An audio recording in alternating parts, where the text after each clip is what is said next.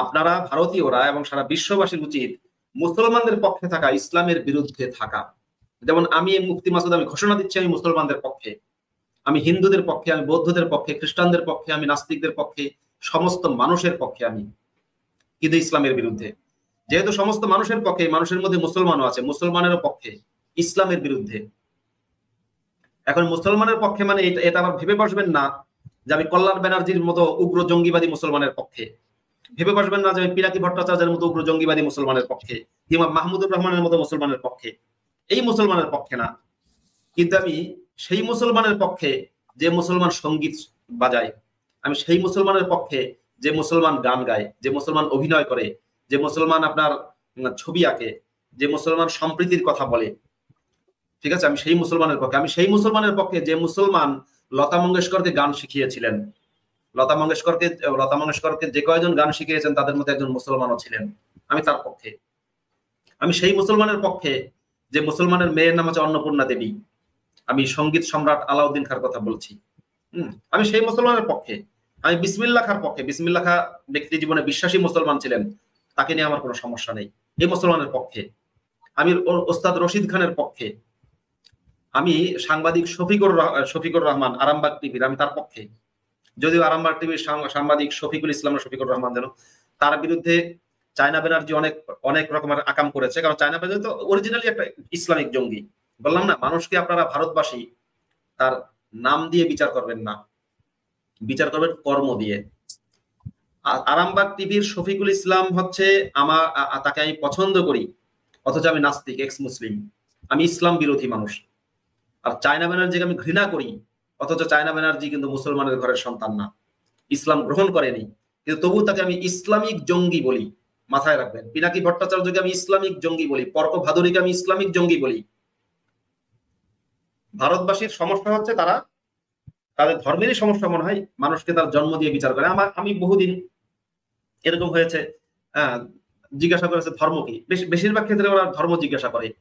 মানে অত্যন্ত অসভ্য জাতি এরা, সত্যি কথা। এরা সবাই না, এদের মধ্যে অনেক বুদ্ধিমান বা মানবিক মানুষ, ধর্মহীন মানুষ অনেক আছে, কিন্তু যারা ধর্ম বিশ্বাসী এরা খুবই অসভ্য। ধর্ম জিজ্ঞাসা করে সবাইকে। ধর্ম জিজ্ঞাসা করলে যখন শুনে যায় নাম হচ্ছে মাসুদ, তখনই বলা শুরু করে, হ্যাঁ আব্দুল্লাহ মাসুদের তো মুসলিম নাম, তুমি তো মুসলিম।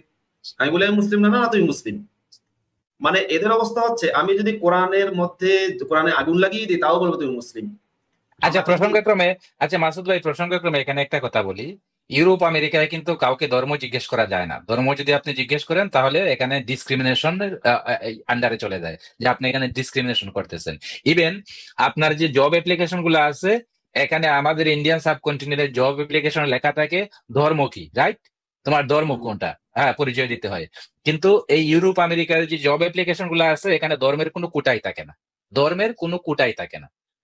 হ্যাঁ, তো আচ্ছা, এই যে একজন মানুষকে, জি আল্লাহ জাস্টিস ভাই, যে দিলীপ কুমার নামে এক ভদ্রলোক কমেন্ট করেছেন, বর্তমানে ভারতের 60% হিন্দু ইসলামকে বুঝতে পারছে। ভাই আপনি যা বলছেন সম্পূর্ণ ভুলভাল কথা। ভারতের 60% না, হয়তো 5% থেকে 10% হয়তো জানতে পারছে। দেখেন আমাদের কথা ভাই কয়জনে শুনে, এক্স মুসলিমের কথা কয়জনে শুনে? ভারতে 140 কোটি মানুষ আছে। 140 কোটির মাঝে 20 কোটি করেন মুসলমান, বাকি 120 কোটি মানুষ হচ্ছে নন মুসলিম। তো 120 কোটি মানুষ যদি নন মুসলিম হয়ে থাকে, তাহলে আমাদের চ্যানেল গুলাতে কয়টা সাবস্ক্রাইবার আছে ভাই? 120 কোটি সাবস্ক্রাইবার আছে, বা 120 কোটির অর্ধেক ধরেন 50 কোটি সাবস্ক্রাইবার আছে আমাদের চ্যানেলে। যদি 50 কোটি সাবস্ক্রাইবার থাকতো, হ্যাঁ, যদি 10 কোটি সাবস্ক্রাইবার থাকতো তাহলে বলতে পারতাম যে 10% মানুষে জানে না। আমাদের চ্যানেলে কয়টা সাবস্ক্রাইবার আছে তা আমরা 10% এটা পার্সেন্টেজে আমরা ফেলতে পারি না, 1%ও আমরা যাই নাই এখনো পর্যন্ত। তো যারা তারপরেও এই যে উনি যেটা বললেন যে ইসলামকে চিনতে পারছে না, ইসলামকে চিনতে পারেনি। ভাই দিলীপ কুমার, ইসলামকে আপনারা ভারতীয়রা, আপনি ভারতীয় কিনা আমি জানি না, ভারতীয়রা চিনতে পারেননি এখনো। যে কারণে ভারতীয়রা মুসলিম বিদ্বেষ তাদের মধ্যে বাড়ছে, এটা ঠিক, ইসলাম বিদ্বেষ বাড়ছে না। তাদের মধ্যে মুসলিম বিদ্বেষ যেভাবে বাড়ছে, একইভাবে ইসলাম প্রেম বাড়ছে।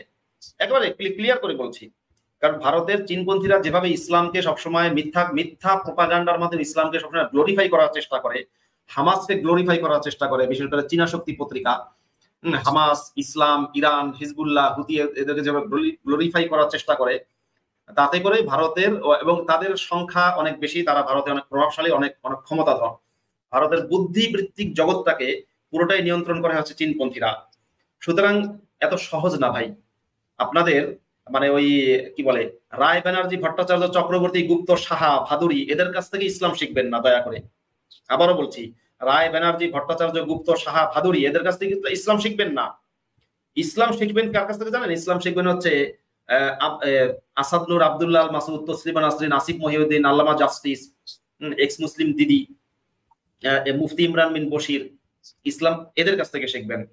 যারা ইসলামে একসময় বিশ্বাসী ছিল বা মুসলিম ফ্যামিলিতে জন্মগ্রহণ করেছে, তারপর ইসলাম ত্যাগ করেছে, তাদের কাছ থেকে ইসলামটা শুনবেন।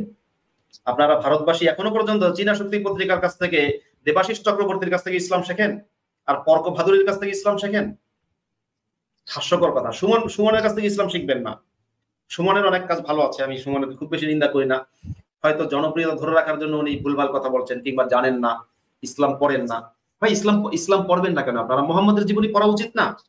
মোহাম্মদের জীবনী তো আমি মনে করি সারা পৃথিবীর সমস্ত মানুষের পড়া উচিত। কেন পড়বেন আপনি? সারা পৃথিবীর সমস্ত মানুষ কিন্তু করোনা ভাইরাস সম্পর্কে একসময় জেনেছিল, করোনা কেমনে ছড়ায় জানেনি। আল্লামা জাস্টিস ভাই কি বলেন? সারা পৃথিবীর মানুষ করোনা ভাইরাস সম্পর্কে একসময় জানতো না, জেনে গেছে না? কেন জেনেছে? পৃথিবীর সমস্ত মানুষের তো করোনা ভাইরাস সম্পর্কে জানার কথা না, কিন্তু জেনেছে। মানে প্রাইমারি কিছু ধারণা, আমি বলছি না যে করোনা ভাইরাস সম্পর্কে একজন বিশেষজ্ঞ গবেষকের মতো জেনেছে, কিন্তু করোনা কিভাবে ছড়ায়, করোনার বৈশিষ্ট্য কি সেটা জেনেছে। তা করোনার চেয়েও 1000 গুণ বেশি ভয়ঙ্কর ভাইরাস হচ্ছে ইসলাম। তা আপনারা ইসলাম থেকে, করোনার সময় আপনারা মাস্ক পরেছেন, ইসলাম থেকেও আপনাদের সবার মাস্ক পরা উচিত বাঁচার জন্য। ইসলাম থেকে মাস্ক পরবেন কোথায়? মস্তিষ্কে। এজন্য জানা দরকার। জানতে গেলে কোরআন তার তাফসির সহ, হাদিস তার ব্যাখ্যা সহ, এবং মোহাম্মদের জীবনী পড়বেন। মোহাম্মদের জীবনী সবাই, আমি তো মনে করি ভারতেরও স্কুলগুলোতে মোহাম্মদের জীবনী পড়া বাধ্যতামূলক করা উচিত। বাংলাদেশ তো দূরের কথা, ভারতের স্কুলে করা উচিত। যে মোহাম্মদের জীবনী পড়ার পরে সবাই মোহাম্মদকে এতটা ঘৃণা করবে যে প্রত্যেকটা স্কুলে একটা মোহাম্মদ ঘৃণা স্তম্ভ থাকবে। সারা ভারতে না, শুধু পৃথিবীতে, সারা পৃথিবীর প্রত্যেকটা স্কুলেতে একটা মোহাম্মদ ঘৃণা স্তম্ভ থাকবে। স্কুলে সবাই মোহাম্মদের জীবনী পড়বে, পড়ার পরে মোহাম্মদকে ঘৃণা করবে, বেরিয়ে আসবে, প্রতিদিন স্কুলে যাওয়ার পথে আসার পথে মোহাম্মদকে থুতু চেটাবে। একটা থাকবে ঘৃণা স্তম্ভ, আর একটা থাকবে প্রেম স্তম্ভ, ভালোবাসা। ঘৃণা ছড়ানোর অপরাধে মোহাম্মদকে তারা থুতু চেটাবে, আর ভালোবাসার স্তম্ভে গিয়ে তারা ভালোবাসার একটা চর্চা করবে, ভালোবাসার স্তম্ভকে ফুল দেবে যে আমরা প্রেমে, আমরা ঘৃণার বিপক্ষে, ভালোবাসার পক্ষে। ভারতবাসী এখনো ইসলামকে চিনতে পারে নাই ভাই, চিনতে পারেনি। চিনতে পারলে আর কি বলবো, চিনতে পারলে তো ওরা বলতো না যে ইসলাম শান্তি এবং সম্প্রীতির ধর্ম। দেখেন, ভারতবাসীদের মননে, মস্তিষ্কে এই যে ইসলামের যে মিনিংটা এমন ভাবে প্রতীত হয়ে গেছে যে ওদের সাবকনশিয়াস মাইন্ডের ভিতরে এটা ঢুকে গেছে। ওরা কোনোভাবেই বুঝতে চায় না যে ইসলাম যে শান্তির ধর্ম নয়, ওরা কোনোভাবেই বুঝতে চায় না ইসলাম যে সম্প্রীতির ধর্ম নয়, ওরা কোনোভাবেই বুঝতে চায় না। আমি তো প্রায় সবসময় বলে থাকি, Islam is the religion of terrorism. অনেকে বলে থাকে টেরোরিজমের কোনো ধর্ম হয় না। হ্যাঁ, টেরোরিজমের একটা ধর্ম হয়, এটার নাম হচ্ছে ইসলাম। So Islam is the religion of the terrorism. ইসলাম হচ্ছে ঘৃণার ধর্ম। ইসলাম মানুষের মাঝে ঘৃণা শিখায়, মানুষের মাঝে সম্প্রীতির বাঁধন ছিন্ন করতে হয় সেটা শিখায়, মানুষের সাথে কিভাবে ব্রুটাল আচরণ করতে হয়, কিভাবে নৃশংস আচরণ করতে হয় সেটা শিখায়। ইসলাম হচ্ছে সন্ত্রাসবাদের ধর্ম। কেন বলছি? দেখেন, কুরআনে মুহাম্মদ হচ্ছে একটা সন্ত্রাসী, আল্লাহ নিজেও একটা সন্ত্রাসী। কুরআনে আল্লাহ কি বলছে? কুরআনে আল্লাহ বলছে মুহাম্মাদুর রাসূলুল্লাহ ওয়াল্লাযীনা আমানু মাআহু আশিদ্দাউ আলাল কুফার। এখানে মুহাম্মদ এবং মুহাম্মদের ফলোয়ারদের বৈশিষ্ট্য বর্ণনা করা হয়েছে। বলা হয়েছে মুহাম্মদের বৈশিষ্ট্য এবং মুহাম্মদের ফলোয়ারদের বৈশিষ্ট্য আশিদ্দাউ আলাল কুফার। কাফেরের প্রতি বজ্র কঠিন। কাফেরের প্রতি যদি বজ্র কঠিন হয় তাহলে এর অর্থ কি? বজ্র কঠিন মানে হচ্ছে তাদেরকে মেরে কেটে সাফ করে দাও। ইসলাম বলছে ইয়া আইয়ুহাল্লাযীনা আমানু কাতিলুল্লাযীনা ইয়ালুনাকুম মিনাল কুফার। ও হে মুমিনগণ, তোমাদের প্রতিবেশী কাফেরদেরকে হত্যা করো। তো তোমাদের ইসলামে যে বলে যে প্রতিবেশীর সাথে ভালো ব্যবহার না করলে আপনি পূর্ণাঙ্গ মুমিন নন। ভাই, প্রতিবেশীর সাথে ভালো ব্যবহার না করলে আপনি পূর্ণাঙ্গ মুমিন নন যে হাদিসে বলা হয়েছে, কাফির প্রতিবেশীর কথা বলা হয় নাই, মুসলিম প্রতিবেশীর কথা বলা হয়েছে। দেখেন, মুসলিম প্রতিবেশীর কথা কিভাবে বলা হয়েছে। আপনি যখন মুসলিম হবেন, আপনি যখন একটা ইসলামিক স্টেটে বসবাস করবেন, আপনি যখন দারুল ইসলামে বসবাস করবেন, তখন আপনার প্রতিবেশী কোনো কাফির থাকতে পারবে না, আপনার প্রতিবেশী কোনো ইহুদি থাকতে পারবে না, আপনার প্রতিবেশী কোনো নাসারা থাকতে পারবে না, আপনার প্রতিবেশীর কোনো মুশরিক থাকতে পারবে না। কিভাবে থাকতে পারবে না? আমি কোরআনের আয়াত দ্বারা স্টেপ টু স্টেপ আমি প্রমাণ করে দেব। দেখেন কোরআনে বলছে যে আহ আহ, আহ, কি কি কি জানি ফালা তাকরাবুল মাসজিদুল হারামি বা'দা আমিহিম হাযা। মুফতি মাসুদ ভাই আয়াতের উপর আগের অংশটা যদি বলে দেন, যে ওরা হচ্ছে নাপাক, ইয়া ওরা হচ্ছে, আইয়ুহাল্লাযীনা আমানু ইন্নামাল মুশরিকুনা নাজাসুন। হ্যাঁ হ্যাঁ হ্যাঁ, ইয়া আইয়ুহাল্লাযীনা আমানু ইন্নামাল মুশরিকুনা নাজাস ফালা ইয়াকরাবুল মাসজিদুল হারামি বা'দা আমিহিম হাযা। হে মুমিনগণ, এই কাফের গুলা, মুশরিক গুলা হচ্ছে, পৌত্তলিক গুলা হচ্ছে নাপাক, ওরা মসজিদুল হারামের আশেপাশে আর আসতে পারবে না, জিন্দিগির জন্য মসজিদুল হারাম ওদের জন্য বন্ধ। নবী মোহাম্মদ হাদিসে বলেছে, আমি অবশ্যই অবশ্যই অ্যারাবিয়ান পেনিনসুলা থেকে ইহুদি এবং নাসারাদেরকে বহিষ্কৃত করব, এবং তিনি করেছেন। তো ইহুদি নাসারাও আপনাদের ইসলামিক কান্ট্রি থেকে বহিষ্কৃত হয়ে গেল। তারপরে মুশরিকরা ও নাপাক, তাদেরকেও আপনারা দূর করে দিলেন। তারপরে যদি আপনার অ্যারাবিয়ান পেনিনসুলার বাইরে চলে আসেন, তাহলে আপনাদেরকে আল্লাহ বলছে, ইয়া আইয়ুহাল্লাযীনা আমানু কাতিলুল্লাযীনা ইয়ালুনাকুম মিনাল কুফার। হে মুমিনগণ, তোমাদের প্রতিবেশী কাফেরদেরকে তোমরা হত্যা করো। তো প্রতিবেশী কাফেরদেরকে যদি আপনি হত্যাই করে ফেললেন, তাহলে প্রতিবেশী তো আর কাফের থাকলো না। তো আল্লাহ, আপনার নবী যে বলছে প্রতিবেশীর সাথে ব্যবহার করলে আপনি মুসলিমই হতে পারবেন না, এই প্রতিবেশী বলতে আপনার মুসলিম ভাইকে বোঝানো হয়েছে, এই প্রতিবেশী বলতে কাফির বোঝানো হয় নাই। এইগুলা হাদিস দিয়া আপনারা নন মুসলিম এবং মুসলিমদের ব্রেন ওয়াশ করবেন না, আল্লাহর হস্তে। হ্যাঁ, মুসলমানের প্রতিবেশী কোনো নন মুসলিম হতে পারে না। এবং এইটা আমি কোরআনের আয়াত দ্বারা, 2-3টা আয়াত দ্বারা প্রমাণ করে দিলাম। এখন কথা হচ্ছে যে এই যে কাফেরদেরকে আপনি হত্যা করবেন, কাফেরদেরকে হত্যা করতে হলে তো আপনাকে ব্রুটাল হতে হবে, আপনাকে তো নৃশংস হতে হবে। এই যে আপনারা বলেন ইসলাম হচ্ছে সম্প্রীতির ধর্ম, অথচ ইসলাম বলে ইন্নামাল মুশরিকুনা নাজাস। আল্লাহ কোরআনে বলছে এটা কোনো সম্প্রীতির ধর্ম নয়, এটা হচ্ছে হিংসার ধর্ম, এটা হচ্ছে বিদ্বেষের ধর্ম, কাফেররা হচ্ছে নাপাক। এমনকি ফিকহের কিতাবে এমন ফতোয়া আছে, যদি আপনি কাফেরের সাথে সৌজন্যমূলক হ্যান্ডশেক করেন, তাহলে আপনার হাতটা নাপাক হয়ে গেছে, আপনার হাতটা ওয়াশ করতে হবে। মুফতি মাসুদ ভাই, হম, ঠিক না? আপনি ঠিকই বলেছেন। তো আমি একটা জিনিস, আল্লামা জাস্টিস ভাই, জি, কিছুদিন আগে টিভিতে একটা ডিবেট শুনছিলাম, ভারতের একটা টিভি চ্যানেলে। শতরূপ ঘোষ নামে একজন কমিউনিস্ট নেতা আছেন, তরুণ নেতা, অল্প বয়স। তো উনি একটা ডিবেটে বলছিলেন যে মানে সন্ত্রাসের কোনো ধর্ম নেই, এর প্রমাণস্বরূপ উনি নরেন্দ্র মোদীর একটা বক্তব্যকে কোট করে দেখালেন যে মোদীও বলেছে সন্ত্রাসের কোনো ধর্ম নেই। এখন আমার কথা হচ্ছে, শতরূপ বলুক আর মোদী বলুক, সন্ত্রাসের কোনো ধর্ম নেই, কথাটা মিথ্যা। সন্ত্রাসের একটা ধর্ম আছে। হ্যাঁ সন্ত্রাসের অন্য কোনো ধর্ম আছে কিনা, অন্য কোনো ধর্মের সন্ত্রাস আছে কিনা, সেটা আমার আলোচনার বিষয় না, কিন্তু সন্ত্রাসের একটা ধর্ম আছে, সে ধর্মটার নাম ইসলাম। একেবারে ক্লিয়ার।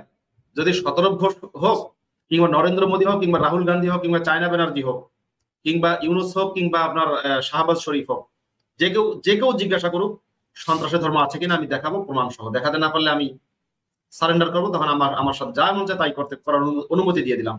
গলা কাটবেন না, গুলি করে হত্যা করবেন আমাকে, আমি সব মেনে নিলাম। এই যে হ্যাঁ, সন্ত্রাসবাদের ধর্ম হচ্ছে ইসলাম। কিভাবে সন্ত্রাসবাদের ধর্ম হচ্ছে ইসলাম? নবী মুহাম্মদ স্বয়ং নিজের মুখে বলেছে, কি বলেছে?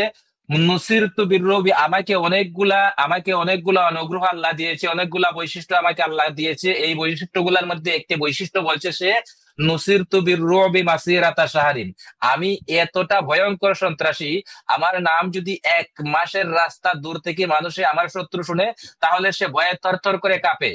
তাহলে ইসলামের প্রবর্তক এবং ইসলামের প্রচারক নবী যদি নিজেকে নিজেই সন্ত্রাসী বলে সার্টিফাই করে, আপনি কে নবীকে শান্তিপ্রিয় মানুষ বলে সার্টিফাই করার? আপনি কে কোথাকার ব্যানার্জি? এই তারপরে যে কোরআন, আপনি কিন্তু আল্লামা জাস্টিস ভাই একটা খুব সঠিক একটা কথা বললেন, একেবারে এই হাদিসটা খুব যথার্থ সময় বলেছেন। এই যে নুসিরতু বির-রু'বি মাসিরাতা শাহরিন, রোগ মানে হচ্ছে, ত্রাস, আপনার রূপ মানে সন্ত্রাস। হচ্ছে ত্রাস, সন্ত্রাস বা আমি ত্রাস, একটু আমি একটু রূপ বলি, মানে হচ্ছে ত্রাস। হ্যাঁ একটু বলি আল্লামা জাস্টিস ভাই। মানে এই ভয়ের কয়েকটা আরবি প্রতিশব্দ আছে, একটা আছে খাশিয়াহ, আর একটা আছে খৌফ, আর একটা আছে রোগ, হ্যাঁ, আর একটা আছে যুর। মানে ভয় পাওয়া বা ভয়ের কয়েকটা আরবি প্রতিশব্দ আছে। এর মধ্যে খাশিয়া বা খৌফ হচ্ছে সাধারণ ভয়। তবে রোগ বলতে মিনিং এর মাঝে ডিফারেন্স আছে। এই রূপ শব্দটার মিনিংটা হচ্ছে মারাত্মক পর্যায়ে। না না, মানে রোগ মানে হচ্ছে এমন ভয় যেটা সন্ত্রাসীকে মানুষ যে ভয় পায় সেই ভয়টাকে আরবিতে রোগ বলে। আর খওফ আহ খসিয়া হচ্ছে আল্লাহর ক্ষেত্রে ইউজ হয়েছে, যে খওফ খসিয়া আল্লাহ শাস্তি দেবে, শাস্তির ভয়। মানে খওফ খসিয়া হচ্ছে এমন ভয় যে আপনি অপরাধ করছেন বা ভুল করছেন, সে শাস্তির ভয় পাচ্ছেন, কিংবা আপনি প্রতিশোধের ভয় পাচ্ছেন, সেটা হচ্ছে সাধারণ ভয়। আর রোগ মানে হচ্ছে যে ভয়ের কারণে আমরা অনেক সময় দেখবেন ছোটকালে বলে না, ভয়ঙ্কর, এই মা বাবারা বলে এই ভয়ঙ্কর যে তাড়াতাড়ি ভয়, ঘুমিয়ে, ভয়ঙ্কর রকমের ভয়। হ্যাঁ মানে তাড়াতাড়ি ঘুমিয়ে পড়, নয়তো কিন্তু ভূত আসবে। কিংবা ধরুন যে এই তাড়াতাড়ি ঘুমিয়ে পড়, নয়তো মুখ ডাকাত আসবে। এই যে একটা সিনেমা আছে আন্দাজ আপনা আপনা, সেখানে একজন যদিও সেটা কমেডি সিনেমা, কিন্তু তার মধ্যে একজন আছে, সে নিজেকে সন্ত্রাসী বলতে খুব পছন্দ করে। হ্যাঁ, নামটা কি ভুলে গেছি আমি। তো সে বলে যে তাকে আমির খান বলে যে আরে ভাই, আপনার নাম শুনে তো আপনাকে সবাই ভয় পায়, বা পাম দেয় আর কি, আপনাকে সবাই ভয় পায়। বাবা মায়েরা তাদের সন্তানকে, মায়েরা তাদের সন্তানকে বলে এই তাড়াতাড়ি ঘুমিয়ে পড়, ঘুমিয়ে পড়, নইলে কিন্তু সে আসবে। তা মোহাম্মদ হচ্ছে এই ধরনের একটা সন্ত্রাসী, যে মোহাম্মদ এটা গর্ব করে মোহাম্মদ নিজেকে নিজে সন্ত্রাসী বলেছে। জি। আমি এই কারণেই কিন্তু আমি শোনেন, আমি যে কারণে মাহমুদুল হাসান গুনবিকে পছন্দ করি এবং আমি দেবাশিস চক্রবর্তীকে ঘৃণা করি, এর কারণ হচ্ছে মাহমুদুল হাসান গুনবি প্রকাশ্যেই বলেছে আমার নবী জঙ্গি নবী, আমার নবী আনান আমার নবী এ আনান ধরনের নাবি তলোয়ার আছে। আনান নাবিয়ুল মালহামা, আমি হচ্ছি জঙ্গি নবী, নবী বলে থাকে, চিল্লায়ে চিল্লায়ে বলে থাকে। আর এই দেবাশিস চক্রবর্তীরা ভারতীয় পত্রিকা সারাদিন বসে বসে বলে মোহাম্মদ হচ্ছেন শান্তির কথা বলতেন। শান্তি এবং এবং সম্প্রীতির দূত, মুহাম্মদ হচ্ছে শান্তি এবং সম্প্রীতির দূত। ওরা এগুলা হ্যাঁ, পাচ্ছে পাচ্ছে কোথা থেকে? তারপরে দেখেন আল্লাহ স্বয়ং নিজে কিন্তু তাকে সন্ত্রাসী হিসেবে সার্টিফাই করেছে। কিভাবে সার্টিফাই করেছে? আমি একটা আয়াত বলি। সানুলকি ফি কুলুবিল্লাযিনা কাফারুর রুব, যারা কাফির আমি অতি শিগগির তাদের অন্তরে ত্রাস সৃষ্টি করে দেব। হুম, মাসুদ ভাই, হ্যাঁ, সানুলকি ফি কুলুবিল্লাযিনা কাফারুর রুব, যারা কাফের তাদের অন্তরে আমি অতি শীঘ্র ত্রাস সৃষ্টি করে দেব। এখানে কিন্তু রূপ শব্দটা এসেছে। তো এবং যে ব্যক্তি ত্রাস সৃষ্টি করে তাকে আমরা কি বলি? সন্ত্রাসী বলি না? হ্যাঁ হ্যাঁ বলি। তাহলে আল্লাহ যদি ত্রাস সৃষ্টি করে তাহলে আল্লাহকে আমরা সন্ত্রাসী বলতে পারি না?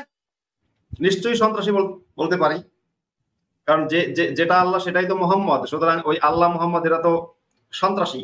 দেখেন সেই যুগে আপনি যদি ইতিহাস আপনি নিশ্চয়ই পড়েছেন আল্লাহ জাস্টিস ভাই, সেই যুগের লোকেরা, মানে অন্যান্য গোত্রের লোকেরা মোহাম্মদকে কিন্তু ভয়ঙ্কর ভাবে ভয় পেত সন্ত্রাসী হিসেবে। মোহাম্মদ যখন খাইবারে গেল, খাইবার লোকদেরকে হত্যা করার উদ্দেশ্যে যখন গেল, যাওয়ার সময় খাইবারের লোকেরা যখন মোহাম্মদকে দেখেছে, তখন ওরা সবাই ভয়ে ভয়ে বলেছে মোহাম্মদ ওয়াল খামিস, মোহাম্মদ ওয়াল খামিস, মানে তাড়াতাড়ি তো পালা পালা মোহাম্মদ আসলো, ডাকাত মোহাম্মদ আসলো। এই যে ডাকাতটা মোহাম্মদ আসলো, এবং মোহাম্মদ সেখানে গিয়ে মোহাম্মদ নিজেকে সন্ত্রাসী হিসেবে ডিক্লেয়ার করেছে। আমি ভারতের রায় ব্যানার্জি ভট্টাচার্য চক্রবর্তী গুপ্ত সাহাদেরকে বলছি, আপনাদের লজ্জা লাগে মোহাম্মদকে সন্ত্রাসী বলতে, কিন্তু মোহাম্মদ নিজেকে নিজে সন্ত্রাসী বলেছে। সেই খাইবারে গিয়ে মোহাম্মদ বলেছিল ইন্না ইদা নাজালনা বিসাহাতি কওমিন ফাসাআ সাবাহুল মুনদারিন, আমরা যদি কোন জাতির তাদের চৌহদ্দি বা তাদের যে কি বলে এটাকে সাহাত, মানে তাদের তাদের বারান্দা বা সীমানায়, তাদের তাদের সীমানায় সীমানায় যখন যখন আমরা ঢুকি, পৌঁছে হ্যাঁ। যাই, তখন তাদের সকালটা বড়ই খারাপ সকাল হয়। বড়ই ভাই, খারাপ সকাল, হ্যাঁ। কোনো ব্যক্তি যদি, আমি আজকে মাসুদ যদি বলি যে আল্লাহ, আমি যদি আল্লামা জাস্টিসের বাড়ির বারান্দায় যাই, তাহলে তার দিনটা, তার সকালটা বড়ই খারাপ হবে। তাহলে আমি নিজেকে কি হিসাবে স্বীকৃতি দিলাম, ভালো মানুষ হিসেবে না খারাপ মানুষ হিসেবে? মোহাম্মদ বলছে খুবই নিকৃষ্ট সকাল তাদের হবে, খুবই নিকৃষ্ট সকাল হবে আমি যখন কোন কওমের কাছে পৌঁছাই। এবং মোহাম্মদ কি বলছে সেখানে গিয়ে, আল্লাহু আকবার খরিবাত খাইবার, আল্লাহ আল্লাহ আল্লাহ সবচেয়ে বড়, খাইবার আজকে শেষ, খাইবার ধ্বংস, খাইবার শেষ। তার মানে মোহাম্মদের যে ধ্বংসের নবী, সে যেখানে যেত সেখানে সে ধ্বংস করত, এবং সে সেটা নিয়ে গর্ব করত যে আমি ধ্বংসের নবী, আমি ধ্বংস করতে এসেছি। কিন্তু মডারেট মুসলিমরা এবং তাদের ভারতীয় উগ্র জঙ্গি চীনপন্থী রায় ব্যানার্জি ভট্টাচার্যরা বলে না না, মোহাম্মদ ধ্বংসের নবী না, ইসলাম ধ্বংস করতে বলে না। ভাই, মুসলমানরা সন্ত্রাসী না, এটা আপনাদের সৌভাগ্য। সব মুসলমান সন্ত্রাসী না। এবং মুসলমানরা পৃথিবীতে, আজকের পৃথিবীতে জীবিত এমন কোন মুসলমান নেই যে মোহাম্মদের চেয়ে খারাপ। বাক্যটা আরেকবার রিপিট করি, আজকের পৃথিবীতে জীবিত এমন কোন মুসলমান নেই যে মোহাম্মদের চেয়ে খারাপ। মোহাম্মদের চেয়ে খারাপ হওয়া এই যুগে কারো পক্ষে সম্ভব না। কারণ মোহাম্মদের চেয়ে খারাপ কেউ হতে গেলেই পৃথিবীর যে দেশেই সে বসবাস করুক, তাকে সামহাও তাকে হত্যা করা হবে। যেমন ধরুন মোহাম্মদের কাছাকাছি খারাপ হওয়ার চেষ্টা করেছিল ওসামা বিন লাদেন।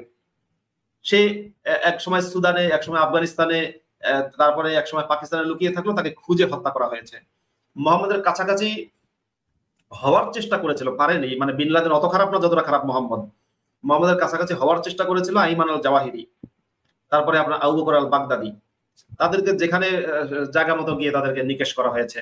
মোহাম্মদের কাছাকাছি খারাপ হওয়ার চেষ্টা করছে চীনের কমিউনিস্ট পার্টির দালাল পাকিস্তানের মাসুদ আজহার, হাফিজ সাইদরা। তাদেরকে পাকিস্তান সরকার এক ধরনের শেল্টার দিয়ে রেখেছে, কিন্তু সুযোগ পেলে তাদের হত্যা করা হবে। পাকিস্তানের মানুষই তাদের হত্যা করবে।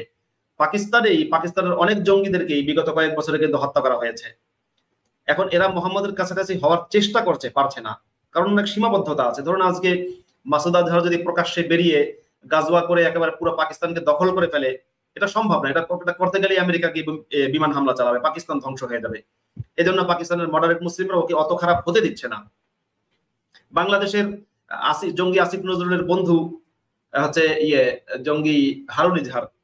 জঙ্গি হারুন ইজহার কিন্তু মোহাম্মদের মতো খারাপ হওয়ার চেষ্টা করছে, কিন্তু পারছে না, কারণ সমাজ এবং বাস্তবতা। সে যদি আজকেই বাংলাদেশে ধরুন কোন একটা এলাকায় গিয়ে হিন্দুদের উপর গণহত্যা চালায়, তাকে বাংলাদেশের সরকার ধরবে, এমনকি তার যে বন্ধু আসিফ নজরুলও তাকে ধরে ফেলবে, অ্যারেস্ট করবে, বন্ধুত্বের খাতিরে ছাড় দেবে না। তো সুতরাং সেও চেষ্টা করছে, পারছে না। এই যুগে মোহাম্মদের মতো খারাপ হওয়া কারো পক্ষেই সম্ভব নয়। কারণ আমি বলি, এই পৃথিবীতে জীবিত কোনো মানুষ নেই যে মোহাম্মদের মতো খারাপ। মুসলমানও নেই, অন্য মানুষ বাদ দিলাম। মুসলমানরা তুলনামূলক মানে বিশ্বাসী মুসলিমরা, প্র্যাকটিসিং বিলিভিং মুসলিমরা তুলনামূলক খারাপ হয়, অন্য ধর্মের খারাপদের চেয়ে এরা বেশি খারাপ হয়। তারপর ওরাও কেউ মুহাম্মদের ধারে কাছে যেতে পারেনি। ঠিক আছে?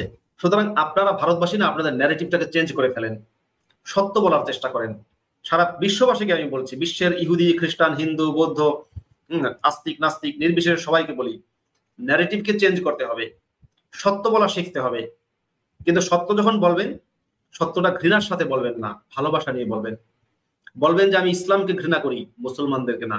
বলবেন ইসলাম সে সন্ত্রাস শেখায়, মুসলমানরা সন্ত্রাসী না, এভাবে বলবেন। কিন্তু এখনো পর্যন্ত বলছেন উল্টাটা। এখনো পর্যন্ত ভারতের হিন্দুত্ববাদী হোক কিংবা ইসলামপন্থী হোক, সবাই বলে, আর চীনপন্থীরা তো বলেই, ইসলাম সন্ত্রাস শেখায় না, মুসলমানরা, কিছু মুসলমানরা সন্ত্রাস করে। আরে না রে ভাই, কিছু মুসলমান যারা সন্ত্রাস করে না, ওরাই প্রকৃত মুসলিম, ওরাই প্রকৃত মোহাম্মদ, ওরাই মোহাম্মদের হচ্ছে মানে কাছাকাছি, মানে মোহাম্মদের কাছাকাছি চরিত্রের হওয়ার চেষ্টা করছে, বা মোহাম্মদের আচ্ছা। মাসুদ ভাই, এতক্ষণের আলোচনায় আমরা বুঝতে পারলাম যে মোহাম্মদ একটা সন্ত্রাসী ছিল। আমরা কোরআনের উদ্ধৃতি এবং হাদিসের উদ্ধৃতি দ্বারা ব্যাখ্যা করলাম। হ্যাঁ, কেউ যদি আমাদেরকে চ্যালেঞ্জ করে আপনারা যে কোরআনের উদ্ধৃতি দিচ্ছেন এগুলা স্ক্রিনে শো করেন, আমরা উইদিন কাপল অফ সেকেন্ড স্ক্রিনে শো করতে পারবো। আপনারা যে হাদিসের উদ্ধৃতি দিয়েছেন এগুলা স্ক্রিনে শো করেন, উইদিন কাপল অফ সেকেন্ড আমরা এগুলা উদ্ধৃতি শেয়ার করতে পারবো। তো মোহাম্মদ যে সন্ত্রাসী ছিল এটা হচ্ছে একটা প্রতিষ্ঠিত সত্য কথা, কোরআনিক কথা এবং সহিহ হাদিসের কথা, এটা কেউ ইগনোর করতে পারবে না। অতএব ভুলেও আমাদেরকে যারা শুনতেছেন, ভুলেও কেউ প্লিজ দয়া করে ইসলামকে শান্তিপ্রিয়, শান্তির ধর্ম এবং সম্প্রীতির ধর্ম বলবেন না। মোহাম্মদকে শান্তিপ্রিয়, শান্তির দূত কখনো বলবেন না। মোহাম্মদ হচ্ছে সন্ত্রাসবাদের দূত, আর ইসলাম হচ্ছে রিলিজিয়ন অব দ্য টেরোরিজম, সন্ত্রাসবাদের ধর্ম হচ্ছে ইসলাম। এখন আমরা যদি মোহাম্মদ সন্ত্রাসী ছিল, সে ত্রাস কেন সৃষ্টি করতো এবং সে কেন সন্ত্রাসী হয়ে উঠেছিল, এর পিছনে মূল রহস্য কি? তার রুটি রুজি, তার বিজনেস, তার ধান্দা। সে নেতা হবে, সে হেরেম বানাবে, সেখানে সে অসংখ্য অগণিত দাসী এবং স্ত্রী রাখবে এবং সেখানে সাথে সাথে এনজয় করবে। সে এনজয় করবে। এই এনজয় করার জন্য সে কিন্তু এই সন্ত্রাসবাদটা তৈরি করেছে, একটা গ্যাং লিডার হয়েছে। সো গ্যাং লিডার হওয়ার পরে তার বিজনেসটা কি ছিল, তার আর্নিং ওয়েটা কি ছিল, তার জবটা কি ছিল? দেখেন, তার জবটা, একজন মানুষের সন্ত্রাসীর জব কি হয়? লুট করা, ডাকাতি করা। তো মোহাম্মদ যেহেতু সন্ত্রাসী ছিল, আল্লাহ যেহেতু আগে প্রমাণ করে দিয়েছে কোরআনে যে মোহাম্মদ সন্ত্রাসী ছিল, আল্লাহ সন্ত্রাসী, মোহাম্মদের ফাদার আল্লাহ সন্ত্রাসী, মোহাম্মদও সন্ত্রাসী। তো সন্ত্রাসীর কাজ কি হয়? চাঁদাবাজি করা। হ্যাঁ, অমুক বিজনেসম্যানকে গিয়া বলবে আমাকে 10 লাখ টাকা দিয়ে দিও, অমুক মাল্টি মিলিয়নার গিয়া বলবে আমাকে 20 লাখ টাকা দিয়ে দিও, না হলে কিন্তু তোমার লাশ পড়ে যাবে। হ্যাঁ, ওই 10 লাখ টাকা 20 লাখ টাকা দিয়ে কি করে? সে ক্যাসিনোতে যায়, জুয়া খেলে, সে নারীবাজি করে, সে অনেক কিছু করে। হ্যাঁ, যা কিছু ড্রাগস ইত্যাদি ইউজ করে। তো মুহাম্মদে কি করতো? মুহাম্মদেরও ওইটাই ছিল, তারও ছিল। তাকে আমরা অ্যারাবিয়ান দর্শ বলতে পারি। এরাবিয়ান দস্যু এই জন্য বলতে পারি কারণ মোহাম্মদ নিজের মুখে বলেছে, নিজের মুখে সে বলেছে জুইলা রিজকি তাহতা জিল্লা রুমহি, আমার বর্ষার ছায়ার নিচে আমার রিজিক। দ্যাটস মিন আমি রবারি করব, আমি ডাকাতি করব, আমি অস্ত্র দ্বারা ভয়ভীতি দেখাবো, মানুষকে মারবো এবং তাদের ধন সম্পদ লুট করব, এবং তার ধন সম্পদটাই হচ্ছে আমার গনিমত, হালাল গনিমত, হালালান তয়্যিবা, কুলু কুলু মিম্মা গানিমতুম হালালান তয়্যিবা, আল্লাহ কুরআনে বলেছে। আগেকার নবীদের জন্য কিন্তু গানিমতের মাল হালাল ছিল না। তারা যে গানিমতের মাল তারা যুদ্ধ করত, হ্যাঁ, যুদ্ধ করার পরে যদি কাফেরের কোনো এলাকা তারা দখল করত এবং সেখান থেকে যদি কোনো সম্পদ তাদের হস্তগত হতো, সেটাকে একত্রিত করে স্তূপ করে তার মাঝে আগুন লাগিয়ে দিত। এগুলা তারা ভক্ষণ করতো না, ইউজ করতো না, ব্যবহার করতো না। কিন্তু নবী মুহাম্মদ বলছে কি, আমার জন্য গানিমতের মাল হালাল করে দেওয়া হয়েছে। এটাও আচ্ছা, ওই যে নবী মুহাম্মদকে অনেকগুলা নিয়ামত দেওয়া হয়েছে, এই অনেকগুলা নিয়ামতের মধ্যে এটাও কিন্তু একটা নিয়ামত যে গনিমতের মাল আগেকার নবী রাসূলদের জন্য হালাল ছিল না, কিন্তু আল্লাহ পাক রব্বুল আলামিন অনুগ্রহ করে আমার জন্য এবং আমার উম্মতের জন্য গনিমতের মালকে হালাল করে দিয়েছেন, লুটের মালকে হালাল করে দিয়েছেন, ডাকাতির মালকে হালাল করে দিয়েছেন। এই জন্য আল্লাহ কোরআনে সার্টিফাই করেছে কুলু মা গানিমতুম হালালান তাইয়্যিবা, যা তোমরা লুটপাট করে মাল নিয়ে আসো, যা তোমরা ডাকাতি করে মাল নিয়ে আসো, যা তোমরা চুরি করে মাল নিয়ে আসো, যা তোমরা বাণিজ্যিক কাফেলার উপর হামলা করে যে সমস্ত মাল তোমাদের হস্তগত হয়, এগুলো হচ্ছে গনিমত এবং এটা হচ্ছে হালাল। শুধু হালাল না, পবিত্রতম হালাল। খাইতে থাকো, ইচ্ছা মতো খাইতে থাকো। তো নবী মুহাম্মদ ছিল একটা লুটেরা, একটা ডাকাত। নবী মুহাম্মদ নিজে বলছে, এরাবিয়ান ডাকাতি নিজের মুখে বলেছে জুইলা রিজকি তাহাতা জিল্লা রুমহি। মুফতি মাসুদ ভাই, যদি আমি ভুল করি আপনি কারেক্ট করে দিবেন। জুইলা রিজকি তাহাতা জিল্লা রুমহি, আমার রিজিক আমার বর্ষার ছায়ার নিচে। দ্যাটস মিন আমাকে তলোয়ার মারতে হবে, না হলে আমার রিজিক আসবে না। নবী কিন্তু বলে নাই যে আমার রিজিক আমার ক্ষেত খামারে, আমার রিজিক আমার কৃষি ক্ষেত্রে, এইগুলা কিন্তু বলে না। কিন্তু নবী মুহাম্মদ এই ক্ষেত খামার করাকে, কৃষি কাজ করাকে নিরুৎসাহিত করেছে। বলেছে এই ক্ষেত খামার কথা করার যন্ত্রপাতি, এই কৃষি যন্ত্রপাতি যার ঘরে ঢুকে যাবে, তার ঘর থেকে আল্লাহর রহমত চলে যাবে। দ্যাটস মিন তোমাদের কৃষি কামার করার কোনো দরকার নাই, ক্ষেত কামার কোনো দরকার নাই, তোমাদের চাল ডাল ভুট্টা ইত্যাদি ইত্যাদি উৎপাদন করার কোনো দরকার নাই।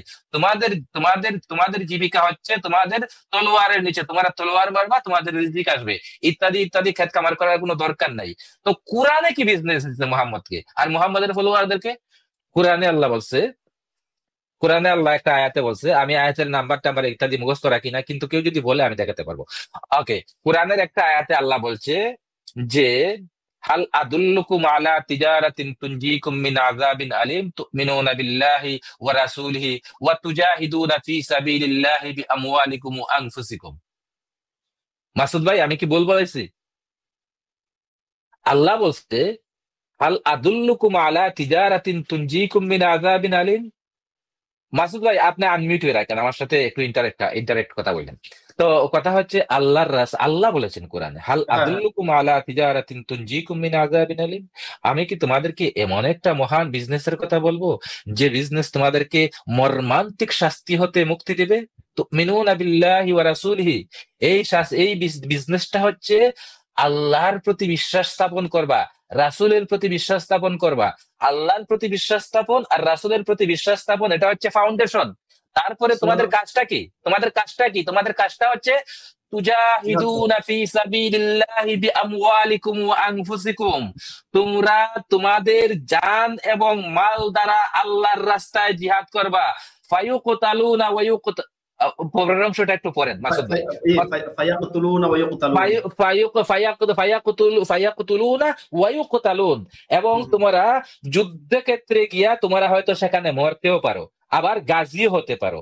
যদি মরো এতেও তোমাদের লস নাই। একটু ভুল হয়েছে, ফায়াকতুলুনা ইয়াকতুলুনা তো সূরা তাওবার মধ্যে, তাওবার আয়াত। এখানে যেটা আছে তুমিনুনা বিল্লাহি ওয়া রাসূলিহি ওয়া তুজাহিদুনা ফি সাবিলিল্লাহি বিআমওয়ালিকুম ওয়া আনফুসিকুম যালিকুম খায়রুল লাকুম ইন কুনতুম তা'লামুন ইয়াগফির লাকুম যুনুবাকুম ওয়া ইউদখিলকুম জান্নাতিন তাজরি মিন তাহতিহাল আনহার ওয়া মাসাকিন তাইয়্যিবাতান ফি জান্নাতি আদন যালিকাল ফাওজুল আযীম। সূরা নম্বর 61 আয়াত নম্বর হচ্ছে 10, 11, 12। হ্যাঁ, তো মাসুদ ভাই এখানে আমার বলার উদ্দেশ্য হচ্ছে আল্লাহ পুরা কোরআনের মাঝে কি বিজনেস দিচ্ছে? একটাই তো বিজনেস দিচ্ছে, নাকি আরো কোনো বিজনেস দিচ্ছে? আর কোনো বিজনেস দেয় নাই, আর কোনো বিজনেস নাই। শুধুমাত্র আর কোনো বিজনেস দেয় নাই। তো বিজনেস শুধুমাত্র মুসলমানের একটাই, এটা হচ্ছে রবারি করা, এটা হচ্ছে ডাকাতি করা, এটা হচ্ছে কাফেলা লুট করা, এটা হচ্ছে কাফেরের আবাদিতে কাফের এলাকায় হামলা করা, কাফেরদেরকে মেরে ফেলা, পুরুষদেরকে প্রাপ্তবয়স্ক পুরুষদেরকে মেরে ফেলা, এবং নারী এবং শিশুদেরকে বন্দি করে তাদেরকে দাস দাসীতে পরিণত করা, তাদেরকে সেক্সুয়াল এবিউজ করা, তাদেরকে ক্ষেত খামারে ইউজ করা, তাদের যদি পয়সার প্রয়োজন হয় তাহলে বাজারে বিক্রি করে দেওয়া। যেমন বনু কুরাইজার যুদ্ধের সময় যখন নবী মুহাম্মদের কাছে ওই কুরাইজা গোত্রের নারী এবং শিশু হস্তগত হলো, তারপরে তার যুদ্ধাস্ত্রের প্রয়োজন ছিল, সে নজদের বাজারে এই নারী এবং শিশুদেরকে বিক্রি করে দিয়া সেখান থেকে সে হাতিয়ার এবং ঘোড়া কিনেছিল। তো আপনার যদি অস্ত্রের প্রয়োজন হয় তাহলে ডাকাতদের অস্ত্রের প্রয়োজন হয় না, আজকালকার ডাকাতদের অস্ত্রের প্রয়োজন হয় AK-47 এর। কিন্তু মোহাম্মদ ডাকাতের প্রয়োজন তখন ছিল তলোয়ার আর ঘোড়া, কারণ তলোয়ার আর ঘোড়া ছিল তখনকার যুদ্ধের যানবাহন, আর তলোয়ার ছিল তখনকার যুদ্ধের অস্ত্র। আজকালকার যুদ্ধের অস্ত্র যেমন মিসাইল, অ্যাটম ইত্যাদি ইত্যাদি, তারপরে অ্যাসাল্ট রাইফেল, AK-47 ইত্যাদি ইত্যাদি। তৎকালীন সময় ইত্যাদি ছিল না, AK-47 ছিল না, অ্যাসাল্ট রাইফেল ছিল না, অ্যাটমও ছিল না, তারপরে মিসাইলও ছিল না, আয়রন ডোমও ছিল না, তারপরে 400, 500 ইত্যাদি প্রতিরক্ষা ব্যবস্থাও ছিল না, রকেটও ছিল না, কামানও ছিল না। তৎকালীন সময় ছিল একটাই, তলোয়ার আর আর আর একটা কি জানি ছিল, বর্ষা, তলোয়ার আর বর্ষা। হ্যাঁ, তো এই ছিল যুদ্ধাস্ত্র। এই যুদ্ধাস্ত্র কেনার জন্য নবী মুহাম্মদ বনু কুরাইজার দাস দাসীদেরকে নজদের বাজারে বিক্রি করে সে তলোয়ার, বর্ষা এবং ঘোড়া কিনেছিল। তো বিজনেস ইসলামের একটাই, এটা হচ্ছে ডাকাতি। বিজনেস ইসলামের একটাই, এটা হচ্ছে চুরি। বিজনেস ইসলামের একটাই, এটা হচ্ছে জিহাদ। বিজনেস ইসলামের একটাই, এটা হচ্ছে কাফেরদের গর্দান মারা। বিজনেস মুসলমানদের একটাই, এটা হচ্ছে নেইবার প্রতিবেশী কাফেরদেরকে হত্যা করা এবং তাদের স্থাবর সম্পদের উপর কবজা করা এবং তাদের অস্থাবর সম্পদে হস্তগত করা এবং নন মুসলিম প্রাপ্তবয়স্ক সমস্ত পুরুষদেরকে হত্যা করে দেওয়া যদি তারা ইসলাম গ্রহণ না করে, আর ইসলাম গ্রহণ করলে ছেড়ে দাও। ভাই, এই যে আপনি বললেন যে প্রতিবেশীর কথাটা যখন আনলেন, আমি ভারতবাসীকে জানাচ্ছি, ভারতবাসীকে কেউ কেউ কমেন্ট করছেন এখানে যে মানে আমরা তো ইসলামকে এইভাবে চিনতাম না, বলেন কি এগুলো আছে কিনা, অবাক হচ্ছে। আমি এদেরকে বলবো, দয়া করে না আপনারা ইসলাম শিখবেন হচ্ছে ওই যে বললাম, হয় একেবারে মানে মাদ্রাসায় পড়া বিশ্বাসী মুসলমান হুজুর, কিংবা মাদ্রাসায় পড়ার পর অবিশ্বাসী হয়েছে এমন হুজুরদের কাছ থেকে ইসলাম শিখবেন। ইসলাম শেখার জন্য আপনারা চক্রবর্তী ভট্টাচার্য আর ভাদুরীর কাছে যাবেন না। আর যে ভারত পাকিস্তান যে সবসময় ভারতের সাথে যুদ্ধ একটা মানে করতে চায় বা বিভিন্ন হামলা করে, এটা কিন্তু কোরআনের নির্দেশ। আমি বলছি মাসুদ ভাই, এটাকে আমি ফরজ ইবাদত বলে থাকি। জিহাদ ফরজ ইবাদত। দেখেন এই যে কোরআনের নির্দেশ কি, ইয়া আইয়ুহাল্লাযীনা আমানু, সূরা তাওবার 123 নম্বর আয়াত, ইয়া আইয়ুহাল্লাযীনা আমানু কাতিলুল লাযীনা ইয়ালুনাকুম মিনাল কুফফারি ওয়াল ইয়াজিদু ফীকুম গিলযা। আচ্ছা মাসুদ ভাই এক সেকেন্ড, আমরা ফিকহের কিতাবে, আমরা উসুলে ফিকহের কিতাবে কি পড়ছি? আল্লাহ যদি কোনো নির্দেশ আমরের সিগা দ্বারা নির্দেশ করে তাহলে এটা মুসলমানের উপরে ফরজ হয়ে যায়। যেমন আকিমুস সালাত, এখানে আমরের সিগা ইউজ করছে, এই জন্য সালাতটা ফরজ।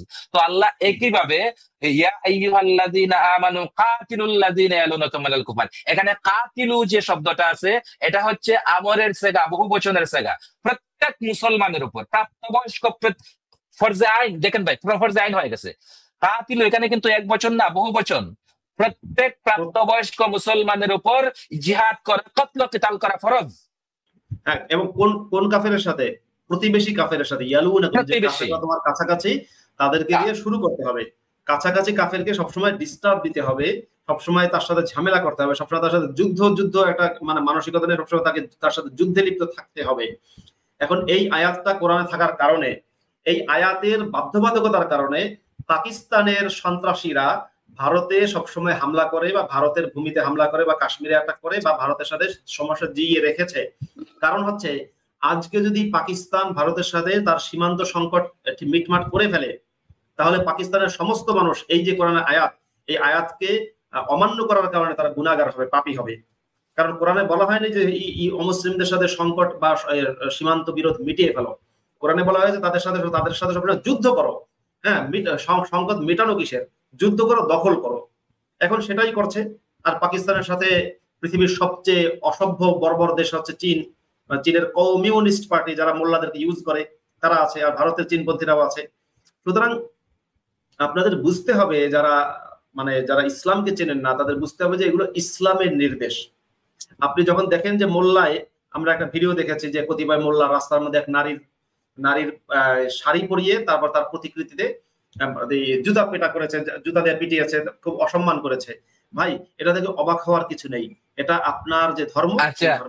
আচ্ছা মাসুদ ভাই, এটা আমি স্ক্রিনে দেখাতে চাচ্ছি, পাবলিকে দেখুক, আবার ওরা বলবে যে আমরা কি জানি, বলি না বলি, আমাদেরকে দেখাচ্ছে না। আচ্ছা, আমি আয়াতটা একটু নিয়ে আসি, একটু রিসাইট করে। ইয়া আইয়ুহাল্লাযীনা আমানু কাতিলুল্লাযীনা ইয়ালুনাকুম মিনাল কুফফার। হ্যাঁ, এসে গেছে। আচ্ছা মাসুদ ভাই, আপনি Quran.com যদি ইউজ করেন, তাহলে ওই যে মাইকটা আছে না, মাইকের মাঝে ক্লিক করে আপনার তো আয়াতগুলা মুখস্থ আছে না, যে কোনো আয়াত আপনি বলে দিবেন, এই যে এইভাবে চলে আসবে। দেখেন আমি এটা সেট করছি না, মাইকে ক্লিক করে আয়াতটা চলে আসছে। হ্যাঁ, তো এই জন্য আমি আয়াতের নাম্বার টাম্বার আর মনে রাখি না। হ্যাঁ, ওইখানে মাইকের মাঝে ক্লিক করে আপনি আয়াতের যে কোনো অংশ পড়ে দেন, এই আয়াত চলে আসবে।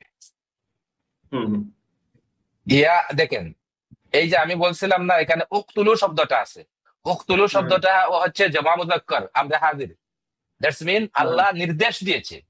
তো আল্লাহ আমরের সেগা দ্বারা যদি কোনো নির্দেশ দেয়, এটা মুসলমানদের উপরে ফরজ ইবাদত হয়ে যায়। তো কতল কিতাল করা মুসলমানদের উপর ফরজ ইবাদত। ইয়া আইয়ুহাল্লাযীনা আমানু, ও মুমিনগণ, উকতুলুল লাযীনা ইয়ালুনাকুম মিনাল কুফফার।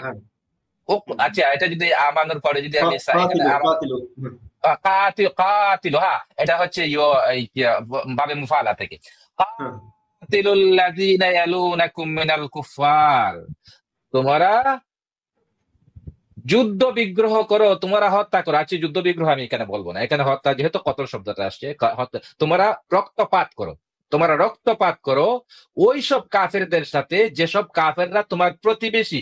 ইয়ালুনাকুম অর্থ হচ্ছে যারা তোমার প্রতিবেশী, তোমার কাছাকাছি, তোমার নেইবার, তোমার পরের ডুর, তোমার ডুরের পরের ডুরে যদি কাফের থাকে তার সাথে তুমি রক্তপাত করো। ওয়াল ইয়াজিদু ফীকুম গিলজা, এবং তারা যেন বুঝতে পারে যে তোমাদের মাঝে সামর্থ্য আছে, শক্তি আছে, তোমাদের বাহুবল বেশি আছে, তোমাদেরকে দেখে যেন ভয় পায়। ওয়ালামু আন্নাল্লাহা মাআল মুত্তাকিন, এবং জেনে রাখো আল্লাহ অবশ্যই মুত্তাকিদের সাথে আছে, অর্থাৎ মুত্তাকি মুমিনদের সাথে আছে। তো এই যে আল্লাহ অবশ্যই মুত্তাকি মুমিনদের সাথে আছে, এই কথাটা কিন্তু একবার নয়। মাসুদ ভাই, আমি লাস্ট টাইমে বলেছিলাম যে আল্লাহ কিন্তু মাল্টিপল টাইমে আল্লাহ বলেছে আল্লাহ মুত্তাকিদের সাথে আছে, আল্লাহ মুসলমানদের সাথে আছে, আল্লাহর উপর মুসলমানদেরকে হেল্প করা ওয়াজিব, কর্তব্য, অপরিহার্য, ইত্যাদি ইত্যাদি। লাস্ট টাইম কি জানি আয়াত পড়ছিলাম, ভুলে গেছি। আয়াতগুলা হচ্ছে কি, ওয়াকানা হাক্কুন আলাইনা নাসরুল মুমিনিন, আল্লাহর উপর মুমিনদের জন্য, মুমিনদেরকে সাহায্য করা আল্লাহর উপর অপরিহার্য কর্তব্য। ওয়াকাযালিকা হাক্কান আলাইনা নুনজিল মুমিনিন, এবং এইভাবেই আমি মুমিনদেরকে মুক্তি দিয়ে থাকি। ওয়ালা তাহিনু ওয়ালা তাহজানু আনতুমুল আ'লাউনা ইন কুনতুম মুমিনিন, তোমাদের ভয় নাই, তোমাদের ডর নাই, তোমরা যদি মুসলিম হয়ে থাকো তাহলে আল্লাহ তোমাদের সাথে আছে, তোমরা যুদ্ধে জয়ী হবা। একটা কমেন্টের জবাব দিই। চীন দেশে বেশিরভাগ মানুষ নাস্তিক, ওরা বর্বর হলো কেমন, ওরা তো কমিউনিস্ট। এটা না, আমার কথা এই জন্যই বলি, আমার কথাগুলো একটু মন দিয়ে শুনবেন। চীন দেশের জনগণের বিরুদ্ধে আমার কোনো ক্ষোভ নেই, চীন দেশের যারা নাস্তিক তাদের বিরুদ্ধে আমার কোনো ক্ষোভ নেই। আমার সমস্যা হচ্ছে চীনের সরকারের যে নীতিটা তারা জিনজিয়াং এ প্রয়োগ করে, সেটা নিয়ে আমার কোনো ক্ষোভ নেই। মানে চীন সরকার জিনজিয়াং এর মুসলিমদের সাথে যে ট্রিটমেন্ট দিচ্ছে ওটা পারফেক্ট। আচ্ছা মাসুদ ভাই এক সেকেন্ড, আমার ব্লুটুথের চার্জ চলে গেছে, আমি লিড করে আসতেছি 1 মিনিটের মাঝে, আপনি কন্টিনিউ করুন। হ্যাঁ, কিন্তু চীনের সরকার বাংলাদেশ, ভারত, পাকিস্তানে ইসলামী জঙ্গিবাদের পক্ষে যেভাবে দাঁড়াচ্ছে, যেভাবে জাতিসংঘে আপনার মাসুদ আজহার, হাফিজ সাইদ সহ পাকিস্তানের জঙ্গিদের পক্ষ নিয়েছে, যেভাবে পাকিস্তানকে সবসময় সন্ত্রাস করার ক্ষেত্রে অস্ত্র দিয়ে এবং আন্তর্জাতিক রাজনীতিতে হেল্প করে তাদেরকে সাহায্য করছে, এটার আমি নিন্দা করি। চীনের সরকার তার দেশে যে উন্নয়ন করছে এটা নিয়ে আমার কোনো বক্তব্য নেই। চীনের সরকার তার দেশের মুসলিমদের সাথে যে ট্রিটমেন্ট দিচ্ছে ওটা পারফেক্ট ট্রিটমেন্ট, খুবই ঠিক আছে। জিনজিয়াং স্টাইলের ট্রিটমেন্ট আমি চাই ভারত সরকারও ভারতের মুসলিমদের জন্য প্রয়োগ করুক, কারণ ওটা মুসলিমদের, চীন সরকার মুসলিমদের ভালোবাসে, মানে চীন সরকার চীনের মুসলিমদের ভালোবাসে বলেই তাদেরকে শুয়োরের মাংস খাওয়াচ্ছে, তাদেরকে হিজাব করতে দিচ্ছে না এবং তাদেরকে শিক্ষিত করছে। আমি এটাকে সমর্থন করি। সমস্যা একটাই, আমি আবারও বলছি, চীন সরকার নিজের ঘরে ঠিক শান্তি বজায় রাখে, অন্যের ঘরে অশান্তির আগুন জ্বালায়। মানে হচ্ছে আমি আমার ঘর বাড়ি আঙ্গিরা সব খুব পরিষ্কার পরিচ্ছন্ন রাখছি, আর কি করছি, আমার প্রতিবেশীর ঘর বাড়িতে আমি শুধু নোংরা ফেলছি। এটা তো ঠিক না, এটা খুবই খারাপ যে চীন সরকার তার প্রতিবেশী ভারত এবং বাংলাদেশে এবং পাকিস্তানে ইসলামী জঙ্গিবাদকে মদত দিচ্ছে। চীনের কমিউনিস্ট পার্টি, আপনারা বানানটা খেয়াল করে শোনেন না, আমি এত ধীরে ধীরে বললাম কমিউনিস্ট কেন বলি, আমি তো কমিউনিস্ট বলি না, কারণ তারা বাংলাদেশ ভারত পাকিস্তানে তাদের নীতিটা অত্যন্ত জঘন্য। বাংলাদেশের প্রধান চীনপন্থী দল হচ্ছে আপনার জামাত ইসলামী। আপনাদেরকে বলে দিচ্ছি, বাংলাদেশের চীনের সমর্থনকারী প্রধান দল যেটা, যে দলটা সবচেয়ে বেশি চীনপন্থী, সেটা হচ্ছে জামায়াতে ইসলামী। কেন কেন আপনারা এই আব্বাসী হুজুর চীনের প্রশংসা করেছে, সে বক্তব্য ভিডিও আমার কাছে আছে, চ্যালেঞ্জ করেন, আমি ভিডিও দেখাচ্ছি। চীনের প্রশংসা কেন করেছে, কেন আপনার জঙ্গি ইউনুস এবং তার দল বলে এখন চীনের প্রশংসা করে, ঘরে ঘরে চীনে যায়, চীনের সাথে খায় খাতির করে, বোঝেন না? কেন পাকিস্তানের নেতারা চীনের প্রশংসা করে? তারা তো মুসলিম, তারা তো সৌদির প্রশংসা করবে, কেন সৌদির প্রশংসা না করে চীনের প্রশংসা কেন করে? মানে চীনের সরকারের, চীনের ক্ষমতাসীন কমিউনিস্ট পার্টির প্রশংসা কেন করে? সুতরাং আমি একথা, মানে চীনের যারা নাস্তিক, নাস্তিক হলেই কেউ ভালো হয়ে যায় না। আর চীনের কিন্তু নাস্তিকতা চীনের মেইন বিষয় না, ওদের হচ্ছে কমিউনিজম। যদিও তাদের কমিউনিজম তাদের অর্থনীতিতে নেই, চীন নিয়ে কথা বলে অনেক অনেক ভিতরে যেতে হবে। তারা নামেই কমিউনিস্ট, আসলে তারা কমিউনিস্ট না। যদি আসলে কমিউনিস্ট হয় তাতেও যে খুব ভালো সেটাও না, কমিউনিজম আমার কাছে খুব ভালো একটা মতাদর্শ মনে হয় তাও না। কিন্তু আমার বিষয়টা হচ্ছে যে তাদের স্ববিরোধিতা, চীন যদি ইসলামী সন্ত্রাসবাদের বিরুদ্ধে, যেটা তার নিজের ভূখণ্ডের মধ্যে আছে, অর্থাৎ আমার ভেতর বাহির একরকম থাকা উচিত। আমি আমার নিজের ঘর যেমন পরিষ্কার রাখি, আমি প্রতিবেশীর ঘরটাকেও পরিষ্কার থাকুক, সেটা আমি চাইবো, ঠিক আছে? কিন্তু আমি নিজের ঘর রাখবো পরিষ্কার, আর প্রতিবেশীর বাড়িতে আমি ডাস্টবিন বানিয়ে ফেলতে চাইছি, এটা তো ঠিক না। চীন তার নিজের দেশের ভিতরে যে নীতি গ্রহণ করছে মুসলিমদের ব্যাপারে, শতভাগ আমি সমর্থন করি। চীনের আমি নিন্দা করি এই কারণে, স্ববিরোধিতার কারণে। কেন বোঝেন না? আমি স্ববিরোধী মানুষকে পছন্দ করি না। আমি এই জন্য কিছুক্ষণ আগে বললাম না, বাংলাদেশের কুখ্যাত জঙ্গি, ভয়ঙ্কর জঙ্গি মাহমুদুল হাসান গুনবির প্রশংসা আমি করেছি, কেন বোঝেন না? কিন্তু জঙ্গি ইউনুসের আমি নিন্দা কেন করি? কেন আমি অর্ক ভাদুরীর নিন্দা করি? আমি ভয়ঙ্কর জঙ্গি মাহমুদ হাসান গুনবি, যে বলেছে যে আল্লাহ রাসূলকে নিয়ে যে কটূক্তি করবে, কোনো কথা নেই, তাকে সেখানে তার কল্যাণ নামিয়ে ফেলতে হবে, আমি এই পাটারও প্রশংসা করি।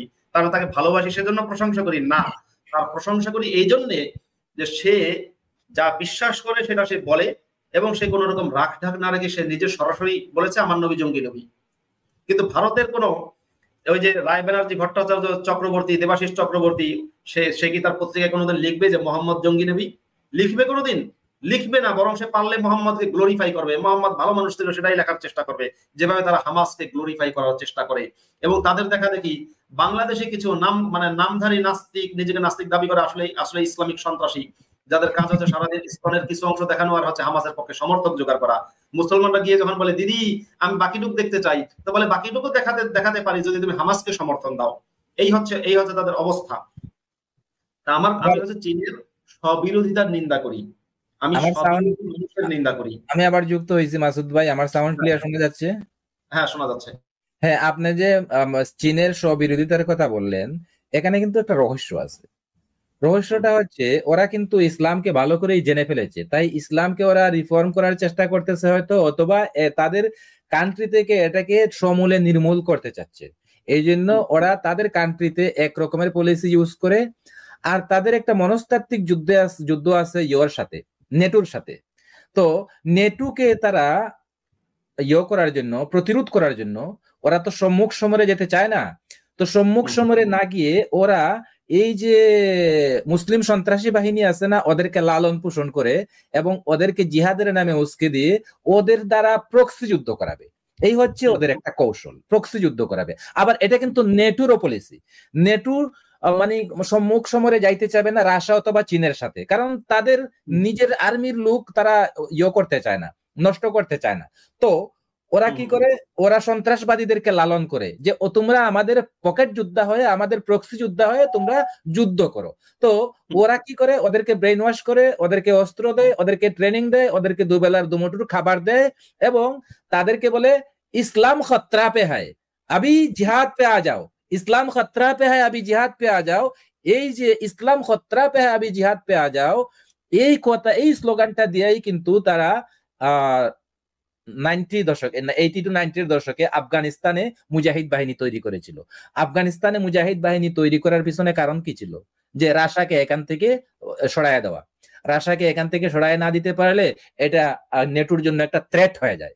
সো নেটোর থ্রেটকে তারা সরায় দেওয়ার জন্য তারা তখন লালন পালন করেছিল মুজাহিদ বাহিনীকে, এবং সেখান থেকে জন্ম হয়েছে তালেবানের, সেখান থেকে জন্ম হয়েছে আল কায়দার। তো ওরা এখন রাশিয়া এবং চায়না, ওরা কিন্তু ওই ইউরোপিয়ান কান্ট্রির বা আমেরিকার বা নেটোর যে পলিসি, প্রক্সি যুদ্ধের যে পলিসি, এই পলিসিটা তারাও এখন অ্যাপ্লাই করতেছে। তারাও পকেটে নিয়ে নিছে। রাশিয়া কিন্তু এখন ইরানকে পকেটে নিয়ে নিছে। মাসুদ ভাই খেয়াল করছেন জিনিসটা? ইরানকে পকেটে নিয়ে নিছে। তো এইগুলা হচ্ছে প্রক্সি যুদ্ধ লালন পালন। তো এদের আসল রহস্য যখন কোন একটা ডাকাত দল থাকে, তো তখন এই ডাকাত দলকে বিভিন্ন ব্যক্তিবর্গ, যারা ডাকাতি করবে, ওদেরকে বিভিন্ন ব্যক্তিবর্গ বা বিভিন্ন দল তাদেরকে ব্যবহার করার চেষ্টা করে। ইসলাম নামক যে ডাকাত মানে এই সুন্দর কথা বলছেন। এই যে আমাদের ঢাকা শহরে বা বড় বড় মেট্রোপলিটন সিটিতে আন্ডারগ্রাউন্ডের সিরিয়াল কিলাররা থাকে, ওদেরকে কারা ইউজ করে? ওই আমাদের বড় বড় ভদ্র মুখোশধারী যে রাজনীতিবিদরা আছে না, ওরাই তাদেরকে ইউজ করে যে আমার একসময় আওয়ামী লীগ, একসময় বিএনপি, একসময় জাতীয় পার্টি, একসময় জামাত ইসলাম, এরা ইউজ করে। ঠিক ইসলাম নামক যে সন্ত্রাসবাদী সংগঠন আছে, এই সন্ত্রাসবাদী সংগঠনকে কখনো ব্যবহার করেছে আমেরিকা, কখনো ব্যবহার করেছে রাশিয়া, আর চায়না হচ্ছে সবসময় এদেরকে ব্যবহার করে। কারণ চায়নার টার্গেটই হচ্ছে ইসলামকে ভারত, বাংলাদেশ, পাকিস্তান, মালদ্বীপ মানে মুসলিম সংখ্যাগরিষ্ঠ দেশগুলোতে ইসলামী সন্ত্রাসবাদকে উস্কে দিয়ে তাদের ফায়দা হাসিল করা। এবং এক্ষেত্রে চায়না সফল এই জন্য যে তারা যে ইসলামী সন্ত্রাসবাদ ভারতের মধ্যে ঢুকিয়ে দিয়ে ভারতকে অস্থিতিশীল করে রেখে নিজের উন্নয়নটা কিন্তু ঠিকই করে নিয়েছে। যে কারণে আজকে ভারতের চেয়ে চীনের অর্থনীতি 5 গুণ বেশি শক্তিশালী, 5 গুণ বড়। এর কারণ হচ্ছে ওটাই যে নিজের উন্নয়নের জন্য তারা প্রতিবেশীর ঘরে আগুন দিয়ে তারা কিন্তু উন্নতি করে ফেলেছে। এখন ভারতবাসী এখনো কি করছে? ভারতবাসী বসে বসে এখনো বলে ইসলাম শান্তির ধর্ম, ইসলামে কোনো মাসুদ ভাই একদম 100% কারেক্ট বলেছেন। এই চায়নায় এই মুসলিম সন্ত্রাসীদের লালন পালন করে ইন্ডিয়াকে অস্থিতিশীল করার জন্য, আর রাশিয়ায় এই যে মুসলিম সন্ত্রাসীদেরকে লালন পালন করে নেটোর সাথে মোকাবেলা করার জন্য, আর নেটো মুসলিম মুজাহিদদেরকে লালন পালন করে রাশিয়াকে মোকাবেলা করার জন্য। এই তিনটা দেশ তিনটা গোষ্ঠীকে, তিনটা মুসলিম সন্ত্রাসী গোষ্ঠীকে লালন পালন করে তিনটা মহান উদ্দেশ্য নিয়ে তাদের। হ্যাঁ, আমরা তো দেখতে পেলাম বাংলাদেশে ইসলামী বিপ্লব সংগঠিত করে দিল পৃথিবীর অন্যতম জঘন্য মারাত্মক ইসলামিক সন্ত্রাসী হিটলারি ক্লিনটন এবং তার মোহাম্মদ বিল ক্লিনটন ফাউন্ডেশন কিন্তু বাংলাদেশে ইসলামী কি বলে সন্ত্রাসীদের অস্তিত্বের বিরাট একটা ভূমিকা রেখেছে। এটা আমেরিকা, রাশিয়া, চীন, এই 3 শক্তি কিন্তু ইসলামী সন্ত্রাসবাদকে বিভিন্ন সময় লালন পালন করেছে। ভারত পড়েছে বিপদে। ভারতের মধ্যেই এত চীনপন্থী জঙ্গিরা আছে, যে রায় ব্যানার্জি ভট্টাচার্য, গুপ্ত সাহারা আছে। ভারত এদেরকে নিজের নাগরিকত্ব এদের কি করবে বুঝতে পারছে না। আমি বললাম তো এখন আমার মনে হচ্ছে এখন মাসুদ ভাই আমার মনে হচ্ছে ভারতেও মেবি এরকমের একটা পলিসি মেবি ওরা ফলো করতেছে, যে মুসলিম সন্ত্রাসীদেরকে আমাদের পকেট যোদ্ধা বানাও, মুসলিম সন্ত্রাসীদেরকে আমাদের প্রক্সি ফাইটার বানাও, যেন আমরা রাশাকে মোকাবেলা করতে পারি। তারা মনে হয় এরকম। এটা সঠিক না ভাই, শোনেন, এটা সঠিক না। কারণ এই জন্য আমি বলছি সম্ভবত এটা সম্ভব না। কেন ভারত এটা করবে না? কেন করবে না? দেখুন, মুসলিম সন্ত্রাসবাদীরা ভারতের কোনোই কাজে আসে না। আর নিজের ভূখণ্ডে কেউ যদি নিজের ভূখণ্ডে ইসলামিক সন্ত্রাসীদেরকে লালন পালন করে, সে দেশ গোল্লায় যাবে। এটা সব দেশ জানে, শুধু জানে না পাকিস্তান বোঝে না, যে কারণে পাকিস্তান নিজের ভূখণ্ডেই করে। চীন যে ইসলামিক সন্ত্রাসীদের লালন পালন করে, এটাকে চীন নিজের ভূখণ্ডে করে? নিজের ভূখণ্ডে করে না, করে হচ্ছে বাংলাদেশে এবং পাকিস্তানে। ভারত হচ্ছে ইসলামী সন্ত্রাসবাদের ভিকটিম। পৃথিবীতে ইসলামী সন্ত্রাসবাদের ভিকটিম রাষ্ট্র হচ্ছে ইন্ডিয়া। যদি সন্ত্রাসবাদকে লালন পালন না করে, তাহলে সন্ত্রাসবাদের আতুরঘর দারুল উলুম দেওবন্দকে ওরা এখান থেকে রিমুভ করে না কেন? এটা ইন্ডিয়ান সরকারের সাহস হচ্ছে না এটা করতে, কারণ কি ইন্ডিয়াতে প্রচুর চীনপন্থী আছে। ইন্ডিয়াতে যেমন চায়না ব্যানার্জির দলটা আছে, তৃণমূল কংগ্রেস, যেটা পশ্চিমবঙ্গের ক্ষমতায় আছে। বিভিন্ন রাজ্যে বিভিন্ন রাজনীতিতে বুদ্ধিজীবীদের মধ্যে এবং আপনার ব্যবসাতে চীনপন্থীরা এতই শক্তিশালী যে এরা কোনোভাবেই এটাকে মানতে পারবে না।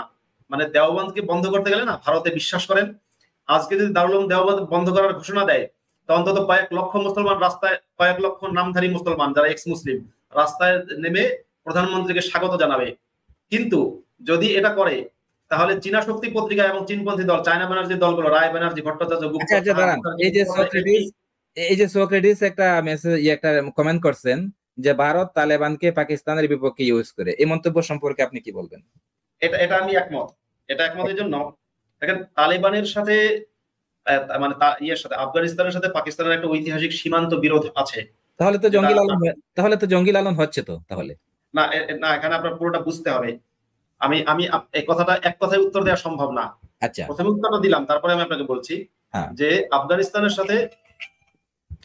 সাথে ভারতের এই সম্পর্ক ভালো হওয়ার কারণ কি? শত্রুর শত্রু বন্ধু, এরকম একটা থিওরি আছে।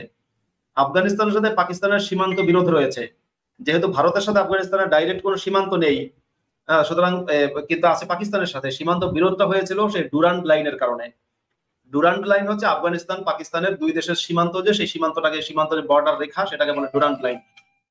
ডুরান্ড নামে একজন ব্রিটিশ, মানে হেনরি ডুরান্ড না কি যেন নাম, মানে তার নামের শেষে ডুরান্ড আছে, ওই লাইনটা সেই ভদ্রলোক করেছিল। ডুরান্ড লাইনের দুই পাশে পশতুন, মানে পশতু জনগোষ্ঠী যাদের মাতৃভাষা পশতু, এই পশতু ভাষাভাষী লোকদের মানে লোকেরা ভাগ হয়ে গেছে, একদল হয়ে গেছে পাকিস্তানে, একদল হয়ে গেছে আফগানিস্তানে। ওরা এক হতে চায়, অনেকটা কুর্দিদের মতো। কুর্দিরা যেমন নিজেদের রাষ্ট্র চায়, এরকম পশতু ভাষার লোকেরা নিজেদের একটা আলাদা অস্তিত্ব চায়। তা পাকিস্তানের পশতুনরা হচ্ছে আফগানিস্তানের পশতুনদের সাথে মিশতে চায়। আফগানিস্তানের সরকার তালেবানও মনে করে যে পাকিস্তানের যে অঞ্চলটা খাইবার পাখতুনখাওয়া প্রদেশ, যেখানে আপনার মেইন মানে সেখানকার লোকদের ভাষা হচ্ছে পশতু ভাষা, সেটা তারা মনে করে আফগানিস্তানের অংশ।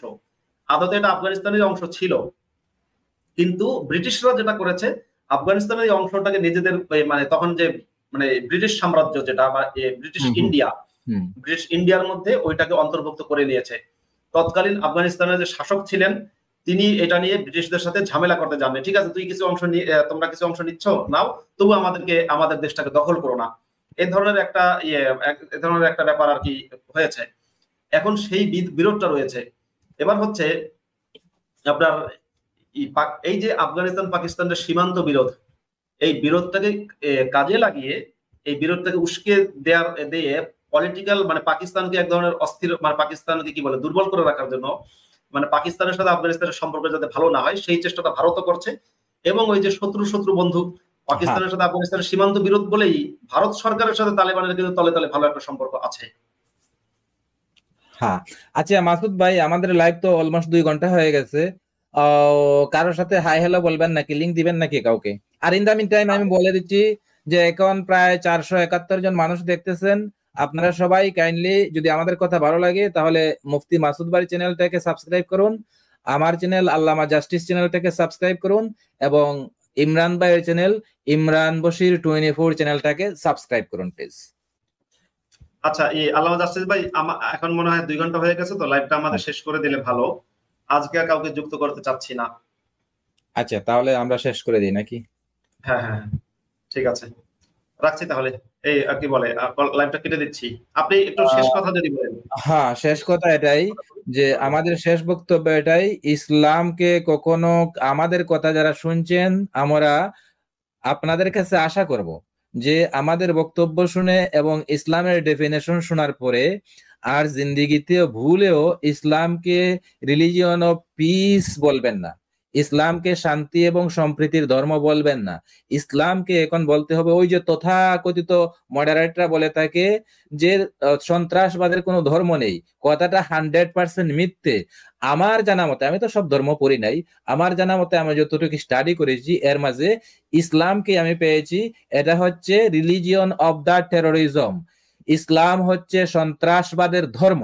সো আপনারা আমাদের এই এক্সপ্লেনেশন শোনার পরে আমাদের সাথে যদি আপনারা ডিবেট করতে চান যে ইসলাম শব্দের অর্থ কিভাবে আর মুসলিম শব্দের অর্থ কিভাবে সন্ত্রাসবাদ এবং সন্ত্রাসী হয়ে যায়, আল্লাহ কিভাবে সন্ত্রাসী, মোহাম্মদ কিভাবে সন্ত্রাসী, এইগুলার কোরআনের রেফারেন্স এবং সহিহ হাদিসের রেফারেন্স দিয়ে আপনাদেরকে চুকে আঙ্গুল দিয়ে দেখিয়ে দিব। তারপরেও দ্বিতীয়বার আপনারা ইসলামকে শান্তি এবং সম্প্রীতির ধর্ম বলবেন না। ইসলামকে বলতে হবে সন্ত্রাসবাদ এবং ঘৃণা এবং বিদ্বেষের ধর্ম। ইসলাম সন্ত্রাসবাদের শিক্ষা দেয়, ইসলাম ঘৃণার শিক্ষা দেয়, ইসলাম বিদ্বেষের শিক্ষা দেয়। সো এইটাই আমাদের কথা শুনে যদি আপনাদের ন্যূনতম একজনের যদি ব্রেন খুলে, এটাই আমাদের সার্থকতা। সবাই ভালো থাকবেন, সুস্থ থাকবেন, আবার কথা হবে অন্য কোনো লাইভে। ততক্ষণ পর্যন্ত ভালো থাকবেন, বাই।